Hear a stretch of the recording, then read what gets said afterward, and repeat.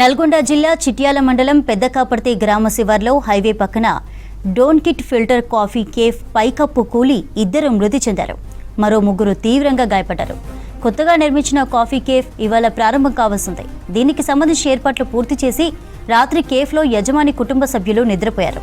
అయితే కేఫ్ రేకులపై నిర్మించిన ట్యాంక్లో వాటర్ బరువుకి రాత్రి పైకప్పు కూలిపోయింది. దీంతో లోపల కేఫ్ యజమాని భార్య నాగమణి, కొడుకు వంశీకృష్ణ చనిపోయారు. యజమాని, అతడి కూతురు, తల్లి తీవ్రంగా గాయపడ్డారు. వీరిని కామినేని హాస్పిటల్కి తరలించారు.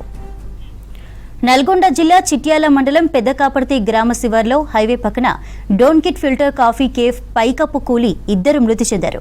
మరో ముగ్గురు తీవ్రంగా గాయపడ్డారు. కొత్తగా నిర్మించిన కాఫీ కేఫ్ ఇవాళ ప్రారంభం కావాల్సింది. దీనికి సంబంధించిన ఏర్పాట్లు పూర్తి చేసి రాత్రి కేఫ్లో యజమాని కుటుంబ సభ్యులు నిద్రపోయారు. అయితే కేఫ్ రేకులపై నిర్మించిన ట్యాంక్లో వాటర్ బరువుకి రాత్రి పైకప్పు కూలిపోయింది. దీంతో లోపల కేఫ్ యజమాని భార్య నాగమణి, కొడుకు వంశీకృష్ణ చనిపోయారు. యజమాని, అతడి కూతురు, తల్లి తీవ్రంగా గాయపడ్డారు. వీరిని కామినేని హాస్పిటల్కు తరలించారు. రైట్, ప్రమాదం డీటెయిల్స్ తెలుసుకుందాం. శేఖర్ ఫోన్ లైన్లో అందుబాటులో ఉన్నారు. శేఖర్, ప్రమాదం ఎలా జరిగింది?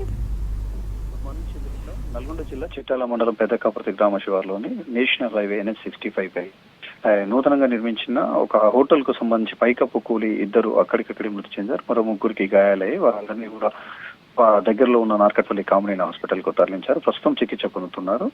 ఈ హాస్పిటల్ వీళ్ళంతా కూడా చికిత్స పొందుతున్న వాళ్ళకి సంబంధించి కూడా కుటుంబ సభ్యులకు సంబంధించి వాళ్ళ బంధువులందరూ కూడా అక్కడికి చేరుకున్నారు. డెడ్ బాడీలను కూడా కామినేని హాస్పిటల్ కు షిఫ్ట్ చేశారు. ప్రస్తుతం అయితే వీళ్ళది మాడుగులపల్లి మండల కేంద్రం, అక్కడ గ్రామం. వలస వచ్చి ఇక్కడ చిన్న హోటల్ బతుకుదెరువు కోసం వలస వచ్చారు.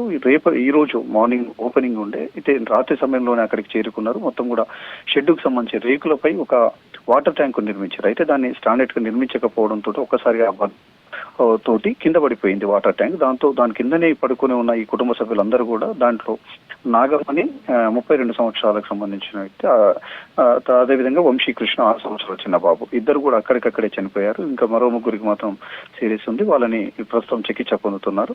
ఈ రోజు ఉదయాన్నే హోటల్ ని ఓపెన్ చేయాలి అనుకున్న కుటుంబ సభ్యులకు మాత్రం కొంత కుటుంబ సభ్యులందరూ కూడా కన్నీరు మున్నీరు అవుతున్న పరిస్థితి కనిపిస్తుంది. ఇప్పటికే బంధువులకు సమాచారం తెలవడంతో బంధువులు ఇంకా చుట్టుపక్కల వాళ్ళందరూ కూడా అక్కడికి వచ్చారు. ప్రస్తుతం అయితే ముగ్గురికి చికిత్స అందిస్తున్నారు.